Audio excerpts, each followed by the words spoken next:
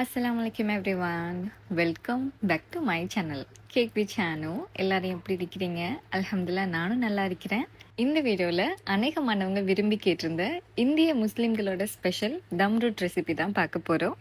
இது ஒரு traditional sweet அப்படின்றதுனால ஒரு சில ஸ்டெப் வந்து நம்ம ஃபாலோ பண்ண வேண்டியதாக இருக்கும். இன்றைக்கி வீடியோக்குள்ளே போகிறதுக்கு முன்னால் கேர்ள்ஸ் அநேகமானவங்களுக்கு ரொம்பவுமே யூஸ்ஃபுல்லான ஒரு விஷயத்தை பற்றி பார்த்துடுவோம். ஷாப்பிங் என்று சொன்னாலே கேர்ள்ஸ் அநேகமாக பண்ணுறது என்னவோ இந்த மாதிரி ட்ரெஸ் வாங்குறது தான். நமக்கு பிடிச்ச மாடலில் டெய்லர்கிட்ட கொடுத்து விருப்பம் போல் ஸ்டிச் பண்ணி வியர் பண்ணுறது தான் இப்போ இருக்கிற அநேகமானவங்க செய்கிறாங்க. ஆனால் எல்லா நேரங்கள்லையும் இந்த மாதிரி நம்ம ஸ்டிச் பண்ண ட்ரெஸ்ஸஸ் என்னமோ நமக்கு பர்ஃபெக்டாக அமைகிறதில்ல. இனிமேல் இந்த கவலையே வேணாம். இப்போ இருக்கிற ட்ரெண்டிங்க்கு ஏற்ற மாதிரி இவங்க கிட்ட நீங்கள் வந்து உங்களுக்கு விருப்பம் போல் பிக்சரை மட்டும் சென்ட் பண்ணிங்க அப்படின்றாலே போதும். அதுக்கான மெட்டீரியலை வந்து கரெக்டாக சூஸ் பண்ணி உங்களுக்கு ஏற்ற மாதிரியே அவங்க வந்து பர்ஃபெக்டாக ஸ்டிச் பண்ணி கொடுத்துருவாங்க. ஸோ ரீசெண்ட் டைம் என்னோட நானாட வெட்டிங்காக நான் வந்து இவங்க கிட்ட ஆர்டர் பண்ணியிருந்தேன். ஜஸ்ட் நான் வந்து 2 இமேஜ் மட்டும் தான் இவங்களுக்கு சென்ட் பண்ணியிருந்தேன். எனக்கு பக்கா பர்ஃபெக்டாக அவங்க வந்து கொடுத்துருந்தாங்க. ஸோ இன்ஷால்லா நெக்ஸ்ட் நான் வந்து ஒரு பிளாக் ஷேர் பண்ணுவேன். அதில் இவங்க என்ன மாதிரி எனக்கு ஸ்டிச் பண்ணி கொடுத்துருந்தாங்க அப்படின்றத வந்து நான் ஷேர் பண்ணுறேன். இது மட்டும் இல்லாமல் உங்களுக்கு விருப்பம் போல் அபாயாவையும் இவங்க கிட்டேயே கஸ்டமைஸ் பண்ணி எடுத்துக்கொள்ளலாம். இப்போ இந்த இமேஜில் பார்க்குறது ரீசெண்ட் டைம் இவங்க வந்து கஸ்டமைஸ் பண்ணி கொடுத்துருந்த ஒரு அபாயா தான். இது மட்டும் இல்லாமல் இவங்க வந்து இந்தியாவில் இருந்தும் இறக்குமதி செஞ்சு நிறையவே ட்ரெஸ்ஸஸ் வந்து சேல் பண்ணுறாங்க. அதுக்கான குரூப் லிங்க்கை வந்து நான் டிஸ்கிரிப்ஷன்லையும் ஃபர்ஸ்ட் கமெண்ட்லையும் பின் பண்ணி வைக்கிறேன். பிடிச்சவங்க வந்து ஜாயின் பண்ணுங்கள். இப்போ இது செய்கிறதுக்கு நம்ம வந்து ஆரம்பத்தில் ஒரு சில ப்ரிப்பரேஷன்ஸ் பண்ணி வச்சுக்கொள்ளலாம். முதலாவதாக நம்ம வந்து ரவையை வறுத்தெடுக்கணும். இதுக்கு 500 கிராம் அளவுக்கு ரவையை நான் வந்து பேனில் சேர்த்து லேசாக வறுத்தெடுத்துக்கொள்கிறேன். இது வந்து கலர் சேஞ்ச் ஆகக்கூடா, ஆனால் ரவையை வந்து நீங்கள் வாயில் போட்டு பார்த்தீங்க அப்படின்னா கொஞ்சம் கிறிஸ்பியாக அரைக்கிற மாதிரி இருக்கணும். அதுதான் சரியான பதம். இப்போ இது ஒரு பக்கமாக இருக்கட்டும். இனி அடுத்ததாக நம்ம வந்து நெய்யை சூடு பண்ணி எடுக்க போகிறோம். நம்ம வந்து நெய்யை மெல்ட் பண்ணி எடுக்கணும் அப்படின்றதே இல்லை. இன்றைக்கி வந்து நான் பட்டரும் நெய்யும் மிக்ஸ் பண்ணி தான் எடுக்கிறேன். ஏன்னா இப்போ நம்ம ஸ்ரீலங்காவை பொறுத்த வரைக்கும் நெய்யை வந்து ஃபுல்லாகவே சேர்த்துட்டோம் அப்படின்னு சொன்னால் இதோட ரேட் வந்து அதிகமாயிடும். அதனால இதுக்கு ஏற்ற மாதிரி நான் வந்து பட்டரும் நெய்யும் சேர்த்துட்டு எடுக்கிறேன். மொத்தமாக இந்த ரெசிபிக்கு நமக்கு வந்து 250 கிராம் அளவுக்கு நெய் தேவைப்படும். நான் இதில் 100 கிராம் அளவுக்கு பட்டரும் 150 கிராம் அளவுக்கு நெய்யும் சேர்த்து எடுத்துக்கொள்கிறேன். நெய் சேர்த்தா தான் அந்த ட்ரெடிஷ்னல் ஸ்வீட்டோட அந்த ரிச்சான டேஸ்ட் கிடைக்கும். அப்படி இல்லைன்னா நீங்கள் வந்து ஃபுல்லாகவே பட்டர் சேர்த்துக்கொள்ளலாம். நான் சொன்ன மாதிரி 250 கிராம் அளவுக்கு எடுத்துக்கோங்க. இப்போ இது ரெண்டையும் சேர்த்து லேசாக நம்ம மெல்ட் பண்ணி எடுத்துக்கொள்ளலாம். இப்போ இது ஒரு பக்கமாக இருக்கட்டும்.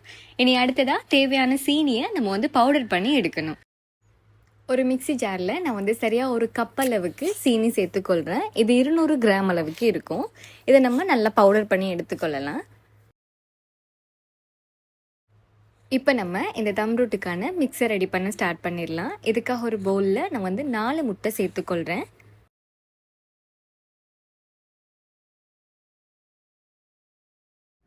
இப்போ இந்த முட்டையை வந்து நம்ம கேக்குக்கு பீட் பண்ணி எடுக்கிற மாதிரி தான் நல்லா பீட் பண்ணி எடுக்கணும்.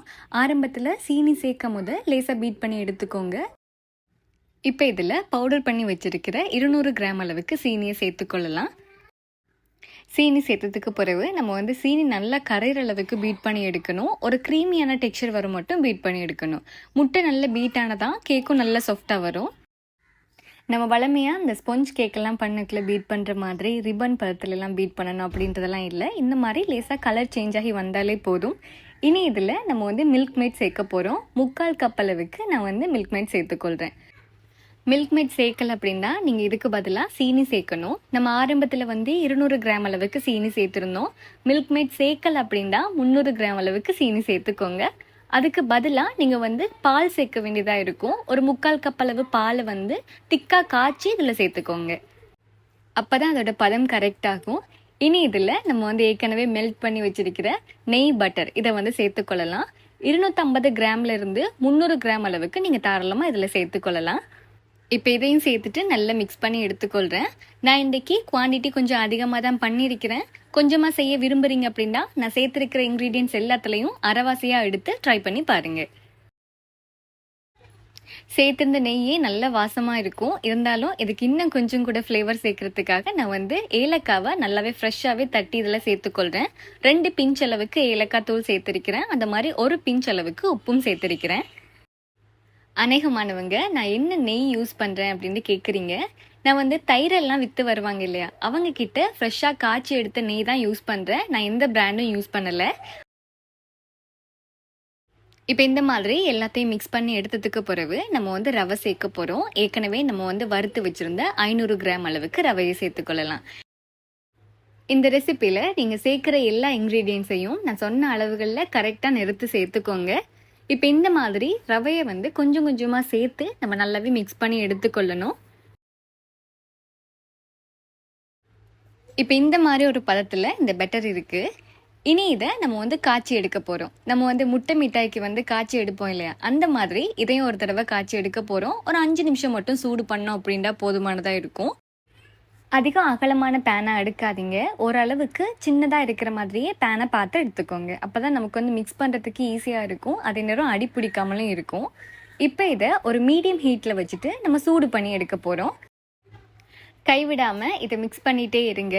நம்ம ஆரம்பத்தில் வச்ச பதத்தை விட இப்போ கொஞ்சம் கொஞ்சமாக இது இலகி லேசான ஒரு லிக்விட் பதத்துக்கு வரும். உங்களுக்கு இந்த பதத்தை பார்க்கக்குள்ள விளங்கும். நம்ம ஆரம்பத்தில் பேனில் சேர்க்கும் போது இருந்ததை விட இப்போ கொஞ்சம் லிக்விடான டெக்ஸ்சரில் இருக்குது பாருங்கள். இதை வந்து நம்ம இன்னும் நல்லாவே மிக்ஸ் பண்ணி எடுத்து நம்ம ஆரம்பத்தில் சேர்த்த மாதிரி ஒரு திக்கான பதத்துக்கு எடுக்கணும். இதில் மெயின் என்னென்னா ரவை வந்து குக்காகி வரும், அவ்வளவுதான்.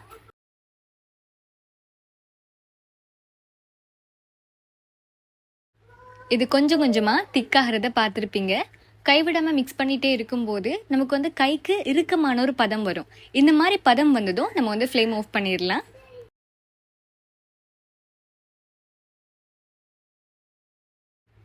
ட்ரெடிஷ்னல் மெத்தடில் தம் ரூட் பண்ணுறது அப்படின்னா நம்ம மிக்ஸ் பண்ணதுமே அது வந்து நல்லா லெவல் பண்ணிவிட்டு அதை தம்மில் அப்படியே போட்டுட்டு விட்டுருவாங்க. அந்த மாதிரி தம்மில் போட்டு இது பேக் பண்ணி எடுக்கிறதுனால தான் தம் ரூட். நம்ம இதை இன்றைக்கி ஓவனில் தான் பேக் பண்ணி எடுக்க போகிறோம். இந்த மாதிரி காய்ச்சி எடுத்த மிக்ஸை நான் வந்து ஃபாயில் கப்ஸில் சேர்த்துக்கொள்கிறேன். 3 மீடியம் சைஸில் இருக்கிற ஃபாயில் கப் எடுத்திருக்கிறேன். ஓவன் இல்லாதவங்க நீங்கள் வந்து சட்டியில் வளமையாக எப்படி பேக் பண்ணி எடுப்பீங்களோ அதை மாதிரி பேக் பண்ணி எடுத்துக்கொள்ளலாம். ஏற்கனவே இந்த சேனலில் என்ன மாதிரி நம்ம வந்து அடுப்பில் பேக் பண்ணி எடுக்கலாம் அப்படின்றத பற்றி நிறையவே வீடியோஸும் நான் ஷேர் பண்ணியிருக்கிறேன். இப்போ இதுக்கு மேலால் கார்னிஷ் பண்ணுறதுக்காக நம்ம வந்து நெய்யில் வறுத்தெடுத்து கேஷ்யூ நட் சேர்த்துக்கொள்ளணும். நீங்கள் இதுக்கு பதிலாக பாதாமும் மேலே வைக்கலாம். இது பார்க்குறதுக்கும் அழகாக இருக்கும். இப்போ இந்த கப்ஸை நம்ம வளமை போல தான் 180 செல்சியஸில் சரியாக 30லிருந்து 35 நிமிஷம் மட்டும் பேக் பண்ணி எடுத்துக்கொள்கிறேன். அஸ்ஸலாமு அலைக்கும் வரஹ்மத்துல்லாஹி வபரகாத்துஹு. ரமலான் மாதத்தின் கேள்வி பதில் நிகழ்ச்சியினூடாக மீண்டும் உங்கள் அனைவரையும் சந்திப்பதில் பெருமகிழ்ச்சி அடைகின்றேன். அல்ஹம்துலில்லாஹ். அந்த வகையிலே இன்றைய தினத்துக்கான கேள்வி இலக்கம் 11. கேள்வி இதுதான்: சொர்க்கத்தில் நுழையக்கூடிய மனிதர்கள் எந்த நபியின் தோற்றத்தில் சொர்க்கத்தில் நுழைவார்கள்? சொர்க்கத்தில் நுழையக்கூடிய மனிதர்கள் எந்த நபியின் தோற்றத்தில் சொர்க்கத்தில் நுழைவார்கள்? ஆப்ஷன் ஏ ஆதம் அலைஹிஸ்ஸலாம், ஆப்ஷன் பி யூசுப் அலைஹிஸ்ஸலாம், ஆப்ஷன் சி தாவூத் அலைஹிஸ்ஸலாம், ஆப்ஷன் டி முஹம்மது ஸல்லல்லாஹு அலைஹி வஸல்லம். இந்த கேள்விக்கான சரியான விடை 0772264641 என்ற இலக்கத்துக்கு இன்றைய தினத்துக்கு முன்பாக வாட்ஸ்அப் செய்து போட்டியின் வெற்றியாளர் ஒருவராக நீங்களும் மாறிக்கொள்ளுங்கள். மேலே இந்த மாதிரி ஒரு கோல்டன் கலர் வரும் மட்டும் நம்ம வந்து பேக் பண்ணி எடுக்கணும். வீடே மணக்கிற அளவுக்கு அவ்வளோ வாசமாக இருக்கும். அவங்களோட ட்ரெடிஷ்னல் ரெசிப்பியில் லேசாக கலரிங்கும் ஆட் பண்ணுவாங்க. நான் இன்றைக்கி எந்த விதமான கலரிங்கும் சேர்க்கலை. இதில் நம்ம கட் பண்ணும் போது மட்டும் உள்ளே கொஞ்சம் அந்த வெள்ளையான கலரில் இருக்கும், அவ்வளவுதான். மேலே வந்து வளமை போல் நமக்கு வந்து ஒரு கோல்டன் கலர் கிடைக்கும். கப்பில் இருந்து ஈஸியாகவே இது ரிமூவ் ஆகி வந்துடும். இப்போ இதை நான் வந்து பீஸ் போட்டு காட்டுறேன் பாருங்கள். இந்த தம் ரூட்டை நீங்கள் வந்து காலையில் ரெடி பண்ணுறீங்க அப்படின்னா ஈவினிங்க்கு சாப்பிடுங்க. நைட் ரெடி பண்ணுறதா இருந்தால் மார்னிங் சாப்பிடுங்க. செஞ்ச உடனே சாப்பிட்றத விட நம்ம வந்து கொஞ்சம் நேரத்தால் சாப்பிடும்போது தான் இது நல்ல டேஸ்ட்டாக இருக்கும். தம் ரூட்டும் தம் அடையும் கொஞ்சம் ப்ரொசீஜர்ஸ் வித்தியாசமாக இருக்கும். இன்ஷால்லா இன்னொரு வீடியோவில் தம் அடை எப்படி செய்யலாம் அப்படின்றதையும் நான் சொல்லித்தரேன். இந்த வீடியோ உங்கள் எல்லாருக்குமே யூஸ்ஃபுல்லாக இருந்திருக்கும் அப்படி சொல்லிட்டு நினைக்கிறேன். இன்ஷால்லா இதை மாதிரி இன்னொரு யூனிக்கான ரெசிபி உங்களை வந்து சந்திக்கிறேன். Until then take care, by.